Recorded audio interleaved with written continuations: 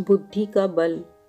विश्व के महानतम दार्शनिकों में से एक सुकरात एक बार अपने शिष्यों के साथ बैठे कुछ चर्चा कर रहे थे।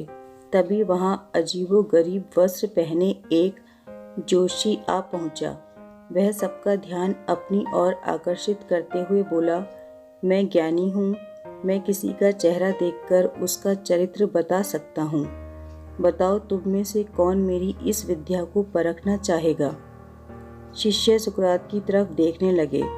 सुकरात ने उस जोशी से अपने बारे में बताने के लिए कहा। अब वह जोशी उन्हें ध्यान से देखने लगा। सुकरात बहुत बड़े ज्ञानी तो थे, लेकिन देखने में बड़े सामान्य थे, बल्कि उन्हें कुरूप कहना कोई अतिशयोक्ति न होगी।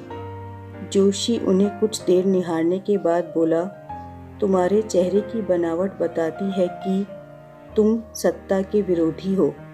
तुम्हारे अंदर विद्रोह करने की भावना प्रबल है। तुम्हारी आंखों के बीच पड़ी सिकुड़न तुम्हारे अत्यंत क्रोधी होने का प्रमाण देती है।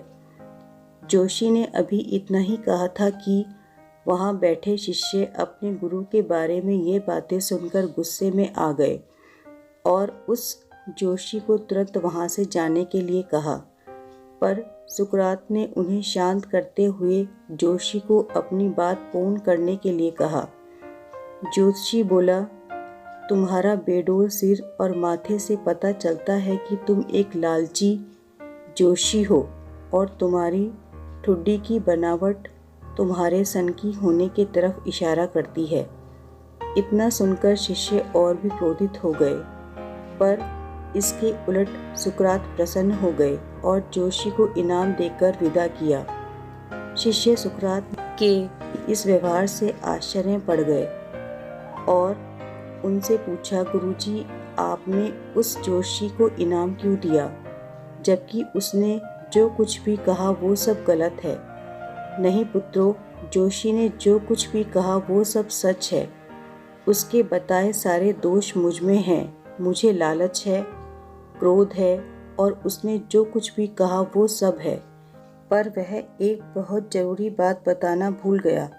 उसने सिर्फ बाहरी चीजें देखी, पर मेरे अंदर के विवेक को नहीं आंक पाया, जिसके बल पर मैंने इन सारी बुराइयों को अपने वश में किए रहता हूँ।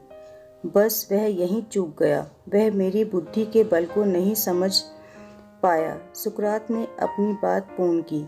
सीख, बड़े से बड़े इंसान में भी कमियां हो सकती हैं, पर यदि हम अपनी बुद्धि का प्रयोग करें तो सुकरात की तरह ही उन कमियों से पार पा सकते हैं।